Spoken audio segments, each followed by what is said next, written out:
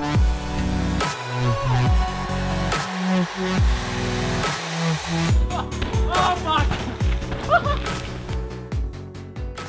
today we're in Whistler, BC with the reigning Queen of Crankworx, Jill Kintner. Jill, thanks a lot for your time today. We're talking specifically about the RDH, and you're actually up here doing some training. And I've always found the RDH to be quite a unique event in a few ways. One of the things that's always jumped out at me is the fact that A-Line was actually never really built to be a race course. And racing it or riding it at top speed presents some challenges. So what are some of the things that make it tricky and some of the difficulties that it presents? Yeah, I mean, it's definitely more of a flow, like trail speed for the jumps. So you have to kind of learn how to scrub it and not overshoot everything. That's the main thing. You have to know all the edges of the track, you know, which ones you have to brake for, which ones you can like go full speed into.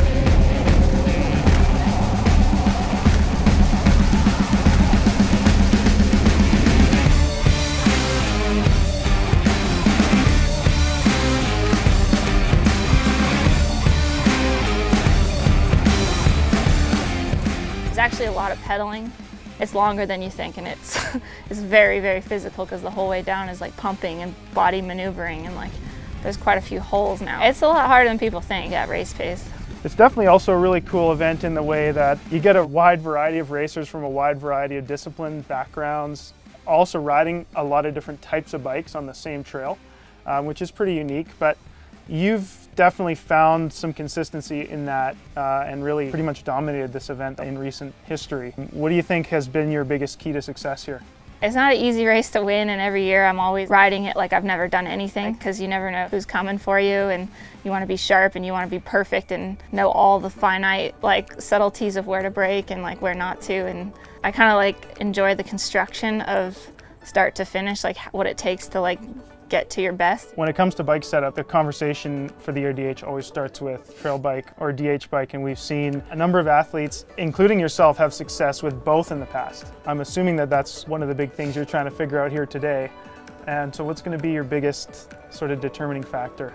Yeah, I think the trail bike, downhill bike debate is pretty constant in my mind. You see all the boys, they run trail bikes with like very minimal tire and stuff, and that works for them. But I find the trail bike, you overshoot everything. It's really sketchy. The corner speed is like a little bit out of control. And so for me, I feel like I can carry just insane speed through the corners on my downhill bike, just smash stuff, it doesn't matter. And you know, I might have to pedal a little more, but I find that my comfort level is like way higher on a downhill bike.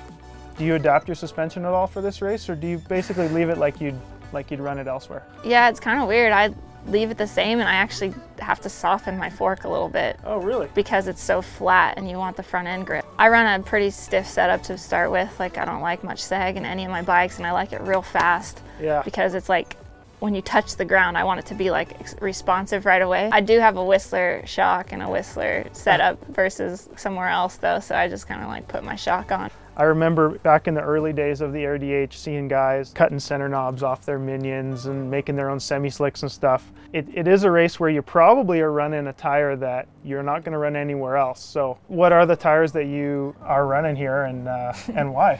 Tire choice is very important. Your normal go-to trail bike tire isn't good enough here. Yeah. It's just too erratic and like too narrow, and like it just feels really sketchy. So you want like a big kind of like wide planted one. When you have a semi-slick, it's like the braking is just not there all the time, especially there's like loose sandy stuff on top. I run a high roller 2 on the front just because that's a tire I know super well, and I like where the edge of the knob is. I mean, you'd think like a Minion or a DHR2 would be better for rolling, but for me personally, I like knowing where my front wheel traction is, and maybe you sacrifice a little bit of rolling speed, but I just feel so much better on it, can do anything. So yeah, that's my tire I run year round, every race if I can. And a Griffin on the back. A Griffin is just like a hard packed, fast rolling tire. When you come through a corner and it's hard packed, it's like you don't really want the knobs to fold. And so the Griffin kind of has that like a rounder profile, but it has enough side knob that you feel like it's planted and can roll through the turn at any angle. So.